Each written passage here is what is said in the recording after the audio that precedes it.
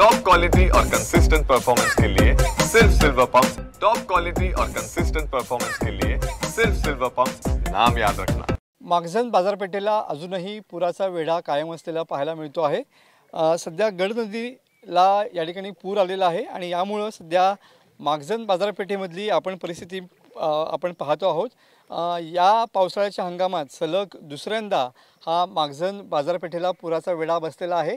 सकाळी याच दुकानामध्ये जवळपास 5 फुटाहून अधिक जास्त पाणी होतं, मात्र सध्या पाऊस जो आहे तो थांबलेला आहे, त्यामुळे सध्या 2 फुटांपर्यंतचं पाणी या ठिकाणी आपल्याला पाहायला मिळतंय। तर जुना या ठिकाणी सरंद गावाला जाणारा रस्ता देखील या ठिकाणी पाण्याखाली गेलेला पाहायला मिळतोय।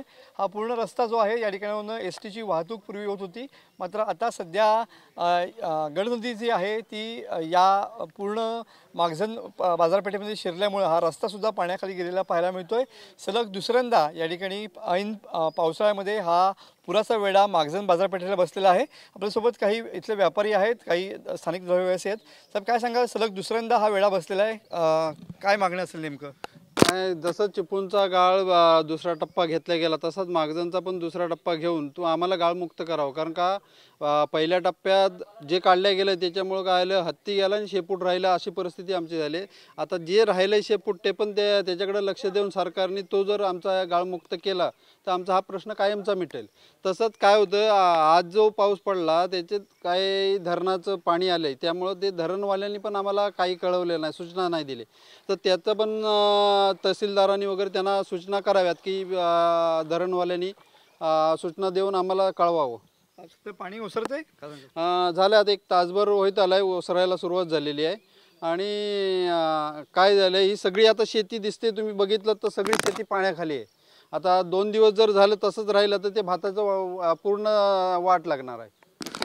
ही माखजन बाजारपेठेमधली स्थिती आहे। सध्या पाऊस कमी झालेला आहे, त्यामुळे माखजन बाजारपेठेतलं पाणी जे आहे ते ओसरतो आहे, मात्र या बाजारपेठेला बसणारा पुराचा वेढा हा इथला गाळ काढल्याने नक्कीच या ठिकाणी कमी होऊ शकेल असं इथलं मत जे आहे ते स्थानिक ग्रामस्थांनी व्यक्त केलेलं पाहायला मिळतं आहे।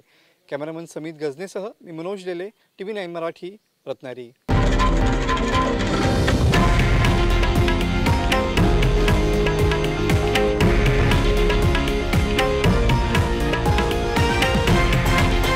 हे आहे देशातील नंबर 1 न्यूज नेटवर्क आणि आपण पाहत आहात TV9 मराठी, एकमेव।